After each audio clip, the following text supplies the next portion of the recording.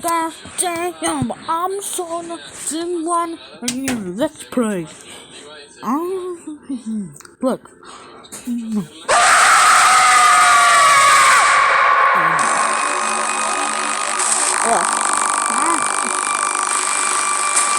Loyalty, honor, respect. When you lose even one of those, you take something away from those around you. The ones you love, your friends. We let down those closest to us without ever realising we'd done so. The people that didn't leave work at night, they worked the railways for the love of railways. They weren't silenced, they weren't subdued. They just didn't have anything to object to. By the time they realised there was a problem, it was too late. We didn't stifle them, we didn't lock them away, we didn't lie to them. We committed the worst sin of all. We just didn't listen.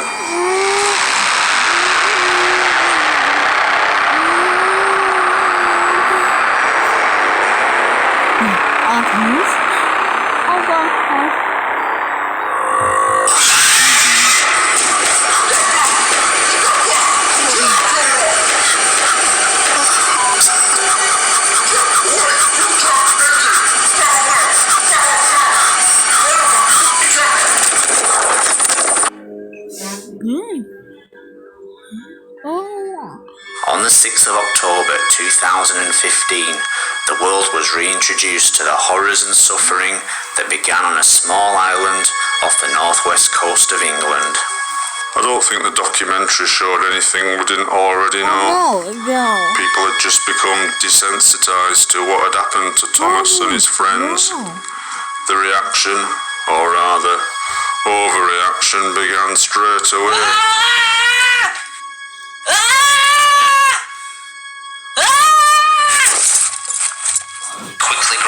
This young man in the USA had become so traumatised by Shed 17, he had memorised all the dialogue and would do nothing but watch the programme in a loop, mouthing the words. The town was buzzing with news of her pregnancy. He would later be taken away to a psychiatric unit. Many viewers would be offered similar treatment, often being asked to illustrate what scared them and confronting it as a successful therapy. This young man began making his own model railway stories as a form of treatment. Soon many of these people would be allowed limited access to the outside world, even beginning to form social connections to people and in some cases form friendships. After the Thomas incident became public, the tourist trade began to dry up. People stopped coming to Sodor for biofusion operations, and so there were massive layoffs on the railway itself. Numerous attempts were made to salvage the tourist trade on Sodor. Finally, in a last-ditch attempt, the railway was promoted with an ill-judged celebrity endorsement. Of the train. But it wouldn't just be young people suffering. Many would suffer trauma in their own way, both human and biofused.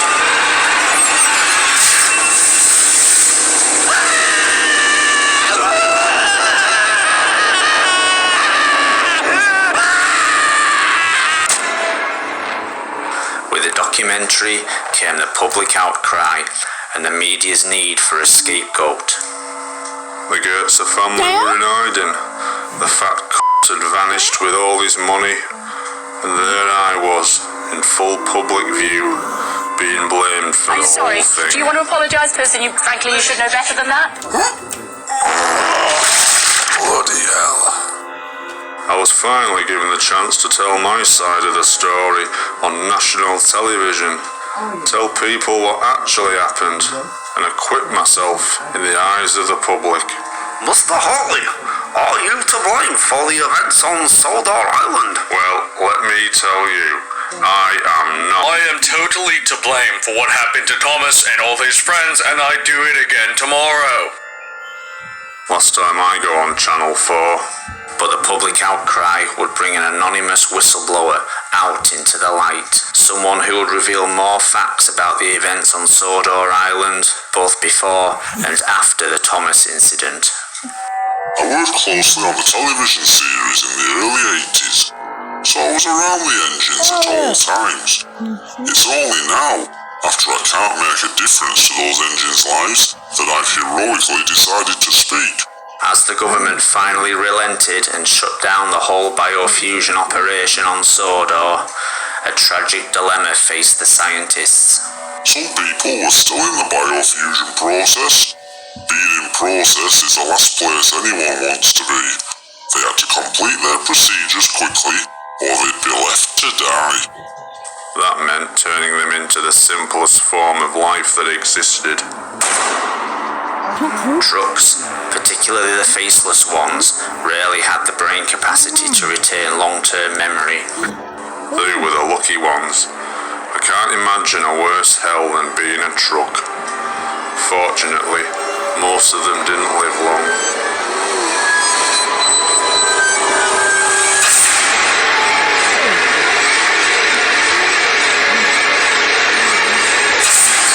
Biological organs exposure to the open world meant an increased risk of infection and slow, painful death. Fearing being shut away forever, some trains would seek opportunity elsewhere. Chris Duck Dixon and Oliver Surname's dream was to work on the famous Sodor Railway.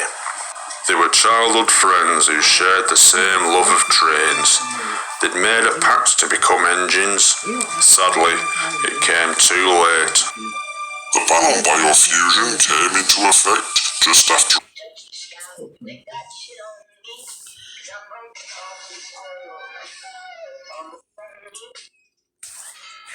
The Japan Railway Group offered them work on their railway. Duck and Oliver jumped at the chance. The travel was paid for by the Japanese railway, and they couldn't wait to be there. Unfortunately, arriving in Tokyo, Duck and Oliver would find that, under Japanese law, they weren't recognised as human beings, and so had no rights at all. They would soon learn their true fate.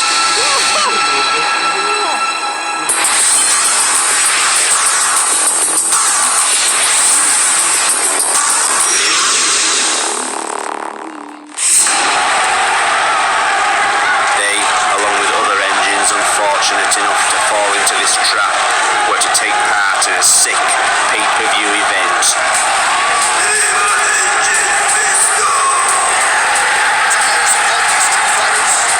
They both possess a similar height and reach.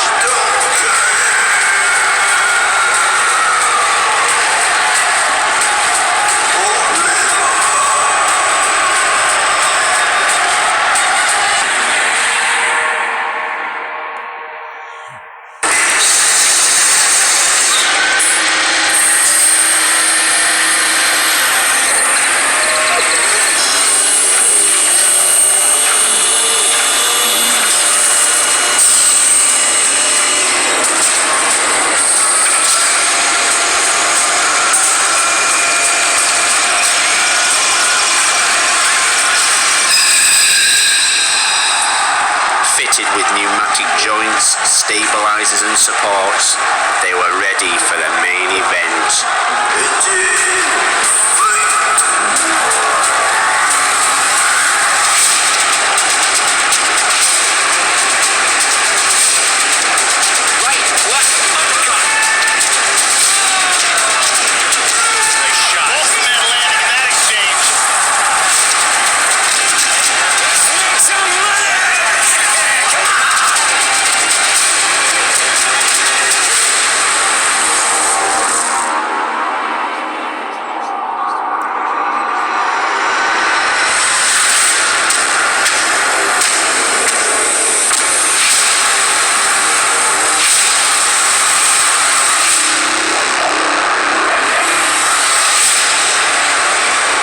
Knew this was a battle to the death, so they had to put their friendship aside. There was only one way to survive.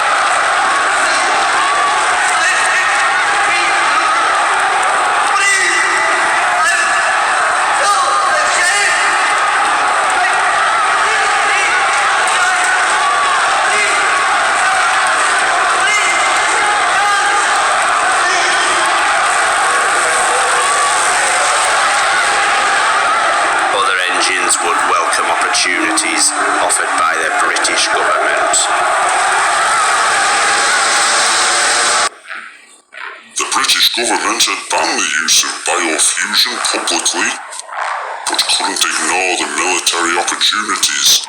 Selling war to the world was too profitable. Hitlogistics was the military contractor secretly tasked with continuing the work Sodor research had begun. The first task was finding as many engines as possible. Biofused material had become rare, and Hitlogistics immediately recruited people to hunt down as many decommissioned engines as possible. One was an old colleague we all called Friend. Even when he was being interviewed for the Shed 17 documentary, he was neck deep in secret government research. His biggest dream was much more sinister. Project G1 was Professor Owen Ruth's dream, the breaking down of biofused matter to their very cells, and then deprogramming them. Engine remains being reused to form anything they wanted. The project. These cells have their DNA instructions removed. Biofused stem cells, which can then adapt and assume any form necessary. It is for this purpose we have begun making extensive research into twins. Annie Clarabella and Kevin Diesel had met as rail enthusiasts, fallen in love, and gotten married within weeks of meeting. The next step in their eyes was to become biofused. It was the most romantic thing in their eyes. He would become an engine, she a coach, and they would ride the rails together. Kevin became his namesake, a sleek black diesel engine. It was Annie's operation where things didn't go to plan. As Annie's cells were being reprogrammed, they split in the early stages of the operation, and two coaches were created, although these twins were far from identical. A sleek black diesel engine. It was Annie's operation where things didn't go to plan. As Annie's cells were being reprogrammed, they split in the early stages of the operation, and two coaches were created, although these twins were far from identical. People started to notice just how many twins were being created on the island, but the questions were brushed off or ignored. In an effort to deflect criticism, Annie and Clarabelle, the first two biofused coaches, were put into service straight away. Everyone was very excited. No one seemed to ask about where all the organic parts were in a coach.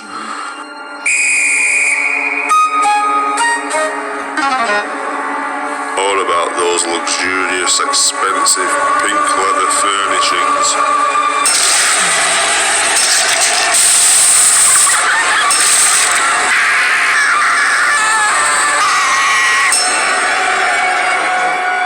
I don't even want to tell you what they found in the toilets.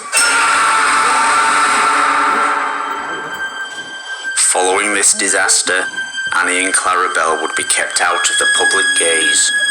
One would stay with her husband, the other sent away to Hitlogistics.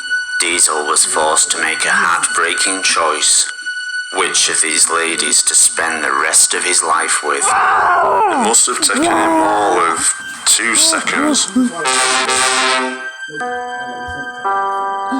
For Annie, a lifetime with her husband, hidden away from the public gaze. For Clarabelle, the safety and care of Hitlogistics.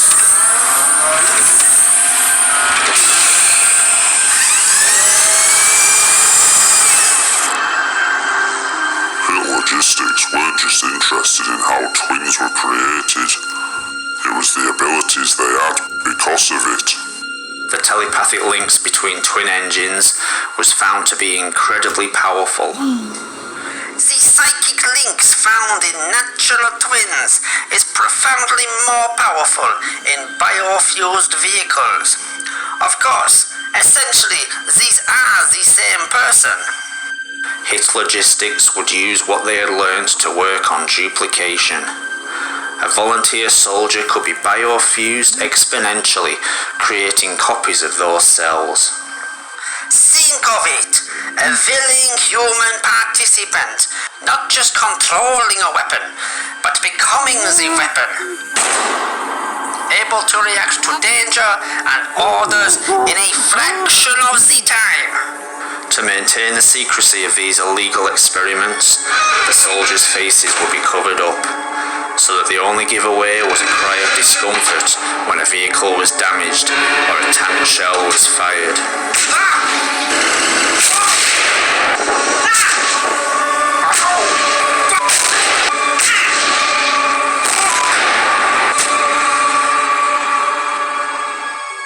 But Professor Ruth wanted to take these experiments further, to duplicate his deprogrammed cells, to assimilate any biofused matter it made contact with, to assume any form of any size. Think of the possibilities. A weapon dropped into a city that can take any form it wishes and adapt any organic material it finds. Whole communities of people removed and left empty for occupation.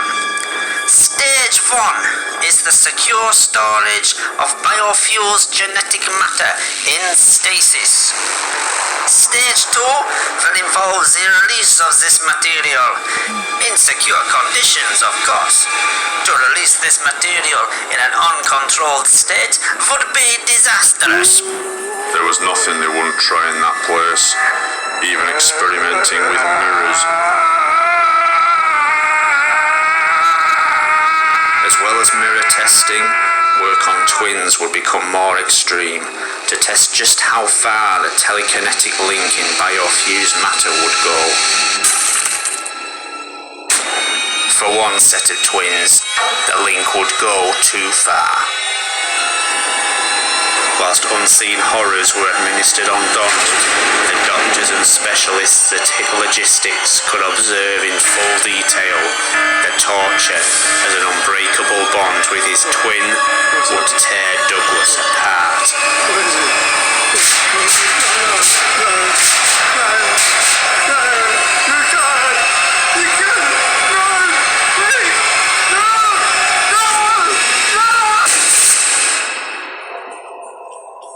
Logistics would also be seen as a welcome refuge from another threat on Sodor. Steamies, we called them. They started out as rail enthusiasts, train spotters. They loved engines, but where was the harm in that? But when living engines were introduced on Sodor, they couldn't get here fast enough. Most were seen as enthusiastic volunteers on the railway, some getting permanent jobs. Now the Steamies' obsession with engines had a new, darker place to vent their frustrations. James was a favourite engine. Sometimes every night for weeks they'd gather at the turntable and play Spin the Engine.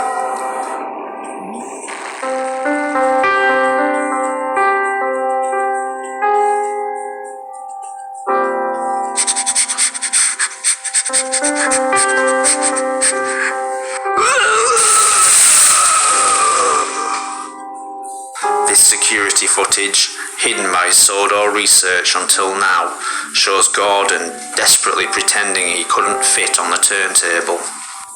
But James was always the favourite, even to the television writers. James's driver and fireman were feeling him all over.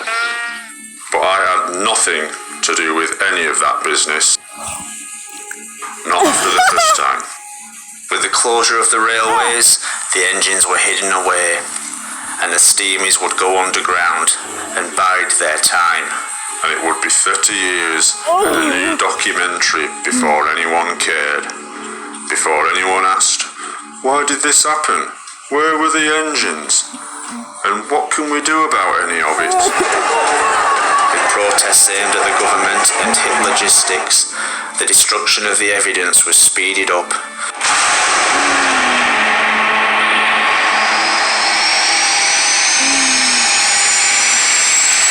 Unnecessary engines would be incinerated quickly and brutally. busy as signing a form, ticking a box, or waving a flag.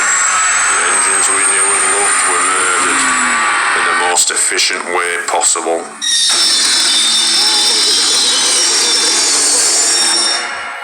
But it would be the most insignificant death of all that would have the most devastating effect. Not any transport at hit logistics, but the one nobody witnessed, except for one.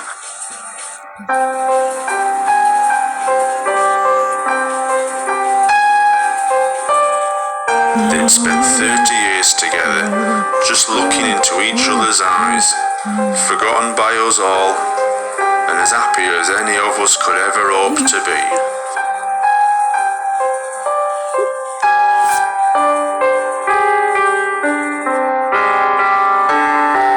As Clarabelle was disposed of, no one but Diesel knew what happened to her twin, nearly 20 miles away.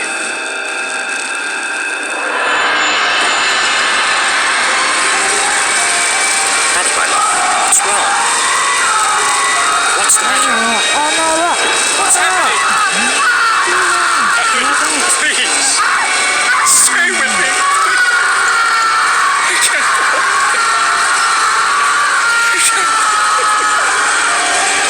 Stay with me. Stay with me.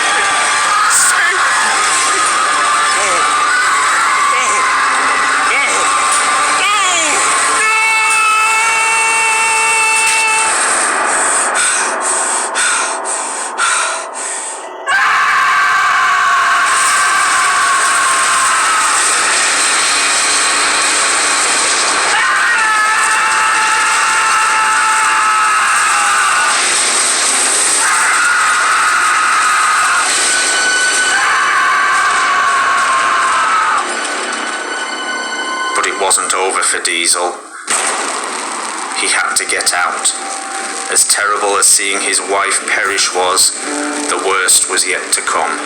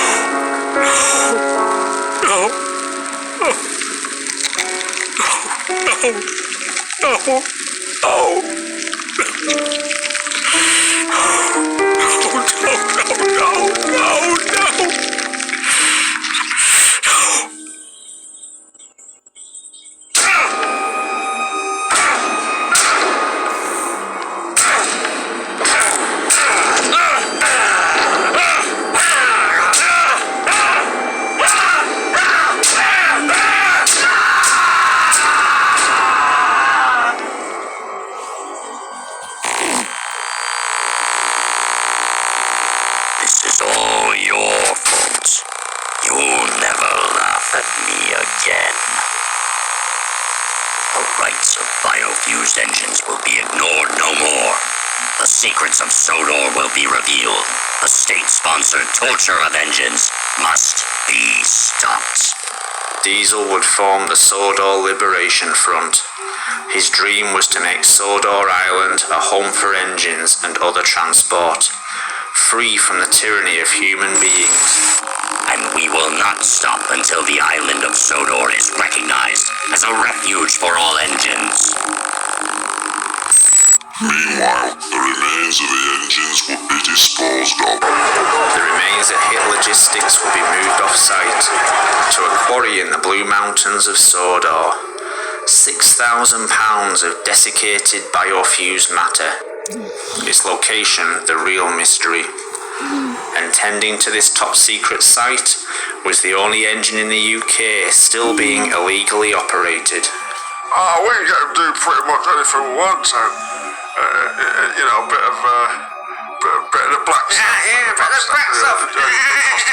This undercover footage reveals how Ferdinand was being forced to work, controlled by his addiction to Welsh coal. That's right. You're gonna work for it, do you want some of this? We use Welsh coal to get the weaker engines started up. to give some engines a kick when they were struggling to get up in the morning. We never realised all the effects it was having on some engines. Here they come, man. No. What are you looking at me for? Oh, let's all look at funny engine. Is that right? Let's all look at the funny engine. Let's all look at the funny engine.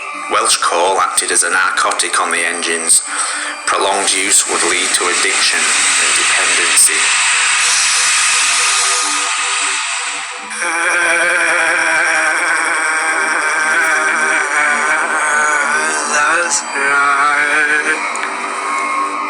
As Welsh coal addiction became a bigger and bigger problem, dependency increased on the set of the television series. No, you'll never win first prize, Percy moaned. Don't worry, Percy. Thomas puffed. All I need is a watchdown. One morning, Gordon was in the yard taking on a large supply. That's the third load of coal you've had today, Gordon. Some might say you're being rather greedy. Increasingly, engines would cause what appeared to be accidents, but in fact were attempts to get exposed to Welsh coal. But prolonged use would result in permanent brain damage. Dealers on the set, violence among the actors. We knew there were a problem when Gordon started talking to the voice in his head, telling him to do things, bad things. Yes, said Gordon, I will. Hit Logistics would later take Welsh coal research to its natural conclusion. High-speed steam engines would be pushed to their limit on high doses of the coal. As pressure from the media increased, and fearing more bad press, Project G1 was put on hold, its future uncertain. Stage 1 stored away in what Professor Ruth called a controlled environment. He dug his own grave, appearing in that documentary, as well as working at Hit Logistics. But he didn't see anything wrong in that. And so, just like everyone else, he blamed me for everything, even Smudger. Smudger's story had been a children's favourite around the world. Smudger worked on the Mid-Sodor Railway. The mine the engines worked on didn't make much, but it was enough to keep them going.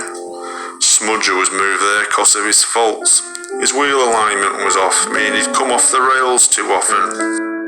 Unfortunately, the cash-strapped mine company couldn't afford the repairs. Their solution would be barbaric.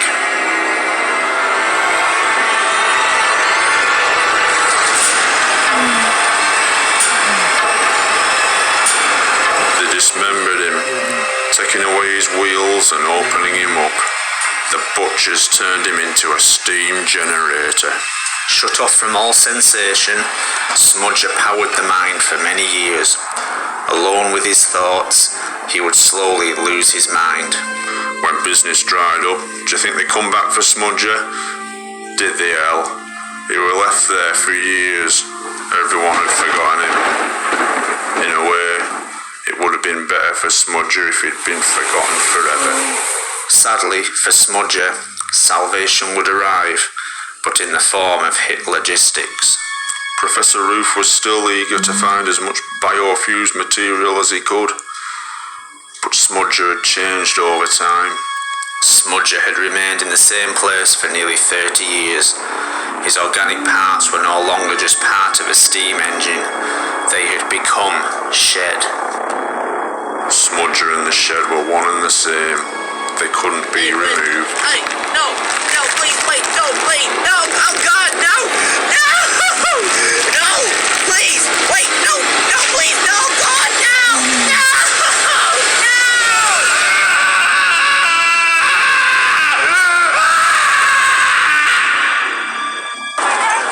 This would be the final act of Hit Logistics, closing down all their research and destroying evidence. Soon, there would be nothing left to even prove their existence. That was what they hoped.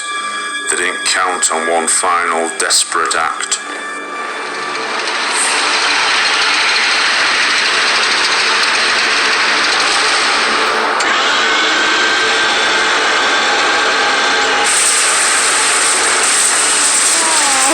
Oh no!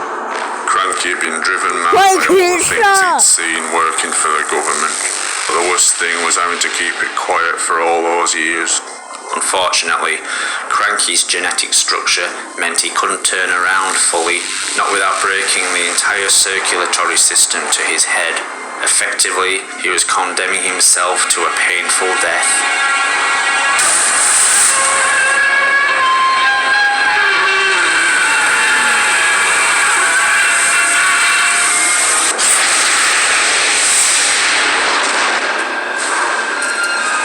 I believe Cranky knew the consequences, and he knew it had to be done. But his wouldn't be the only sacrifice that day.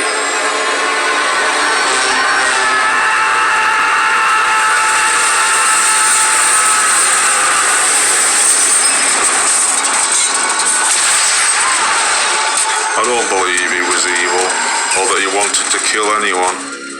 He just wanted to show the world what the government was trying to cover up. He didn't know what was in there, or the damage he'd do. Diesel had veered into the now secured stasis container of Project G Stage 1. Opening it up, allowing the deprogrammed biofused matter to assimilate any matter it wished, and to take on any form it wished.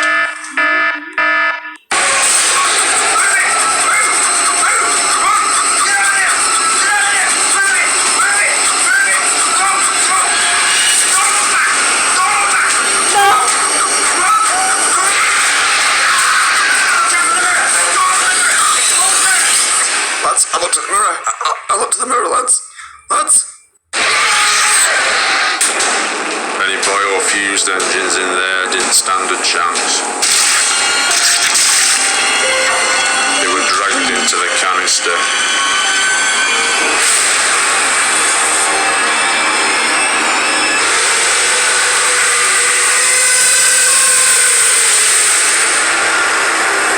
And then we all got to see it in its natural state. Dude, go here! I think I'm going to see all of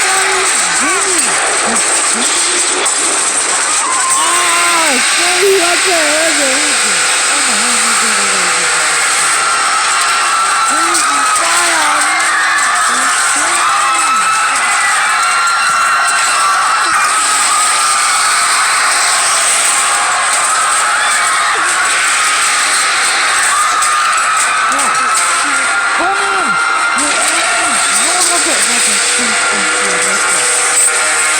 As the reality of the situation sunk in, government forces were deployed.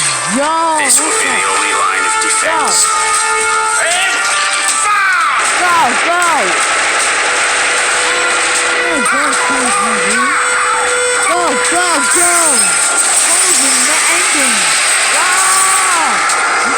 Project G1 was more than capable of defending itself and would take whatever action was necessary. Take command! Percy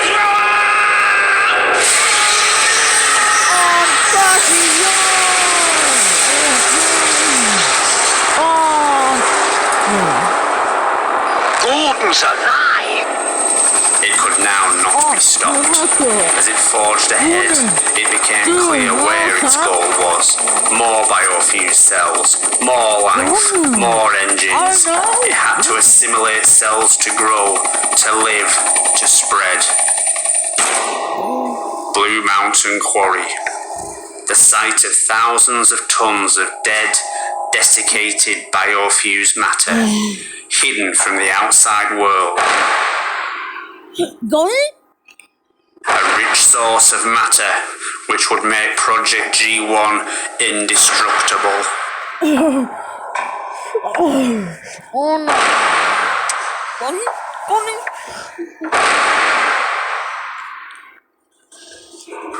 It were drawn here to be with its own kind. The last vestiges of Sodor's engines. It was trying to find peace.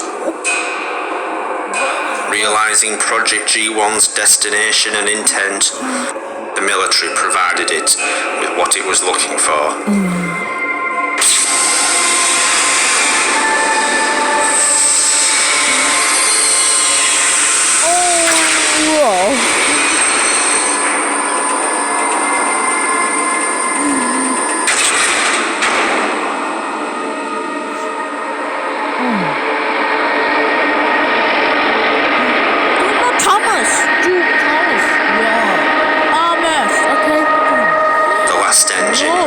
bit everyone had asked about for years.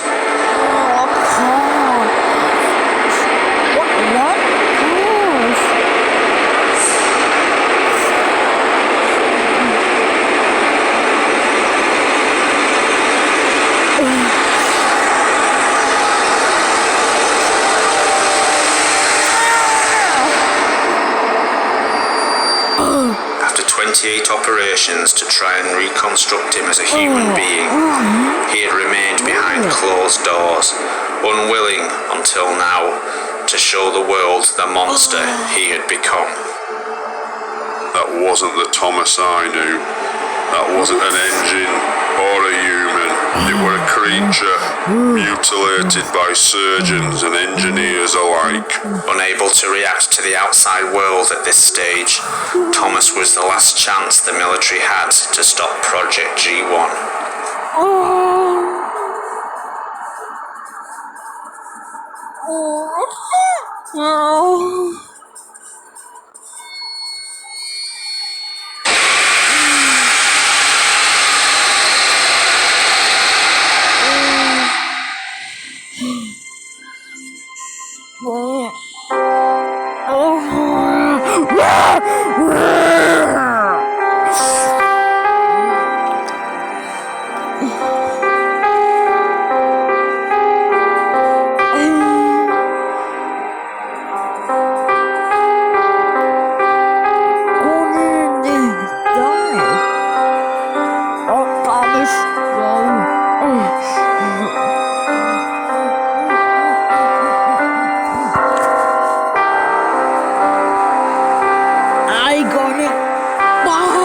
Finally, the nightmare were over.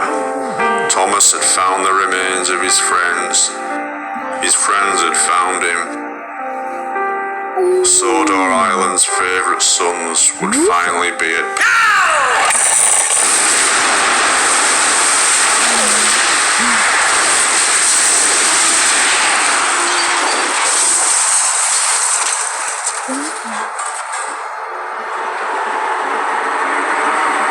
The mystery of the Blue Mountain had been solved. 6,000 tons of desiccated, dehumanized biofused matter, hidden in full view.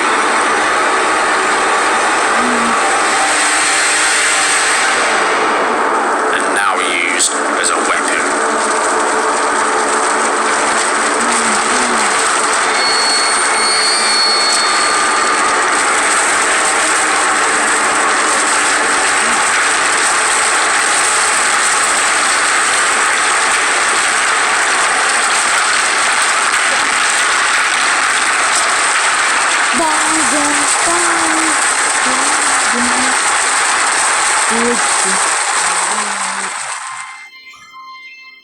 Oh no, Thomas?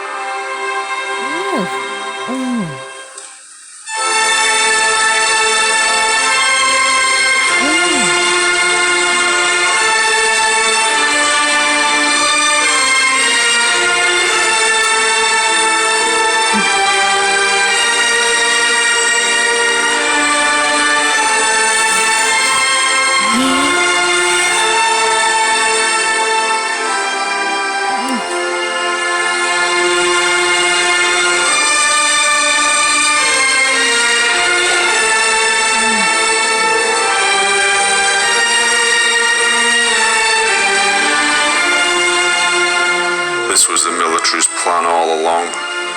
There was never any intention to allow them some kind of peace. And with that, Thomas lost his only link to the past. Now all that's left is his reanimated pneumatic body, a confused mind that lost everything. With his past the only thing left to torment him, Thomas decided to leave. He'd seen everything. The last people he trusted had abandoned him, but I was still here to tell his story. After all the betrayal, disloyalty and torment, I could still say I were his only friend, the only person who hadn't abandoned him. I could hold my head up high and say I would...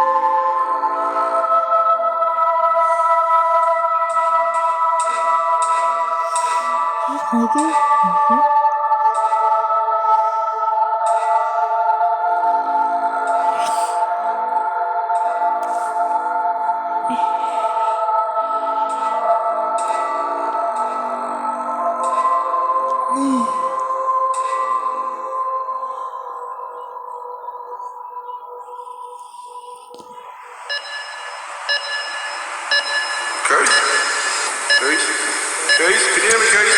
Can you hear me, Keith? Stay with me now. Stay with me now. Okay, we have to shock him. Clear. That will not be necessary. Who are you?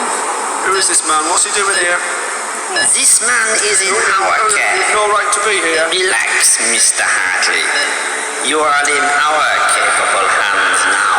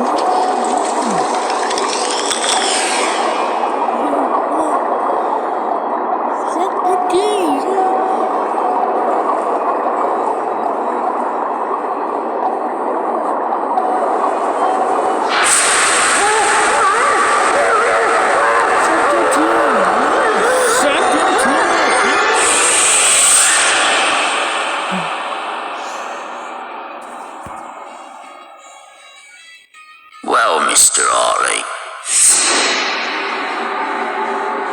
you've been quite the thorn in our side, the wrench in our works, the leaves on our rails. Never one to shy away from the media, were you, Mr. Hartley? Always another revelation about your faithful employer. Never a care for the trouble you caused, the innovations you've hampered, initiatives you've stalled, the jobs you've lost, the challenges to this island's human supremacy. Well, we've got a very special place for you here, somewhere you can't open your big mouth or interfere anymore. And don't worry, Mr. Hartley, you're among friends here. This is where everyone ends up once they've become troublesome.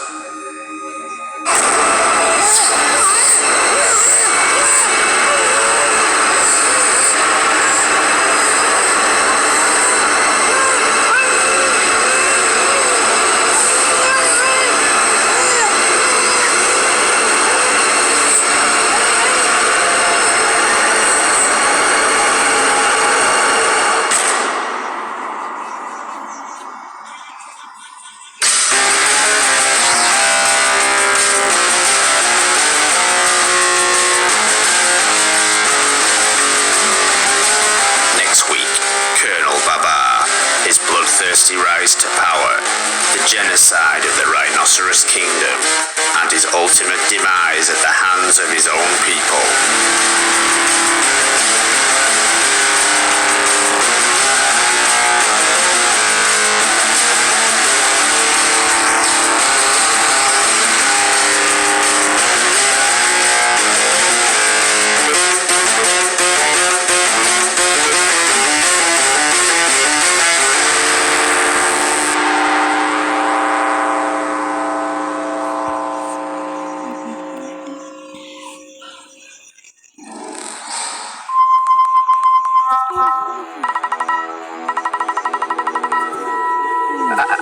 I don't know about this. Maybe we shouldn't be here. Yeah, come on. No one's even been here in like 50 years. I know, but these warning signs are here for a reason. Look, no one's actually seen an engine over there for ages. It'll be fine. What are you worrying about? I mean, what could happen?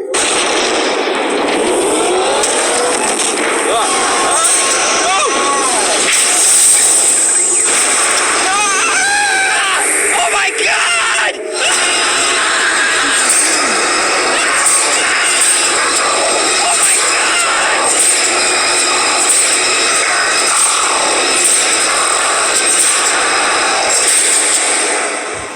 Again.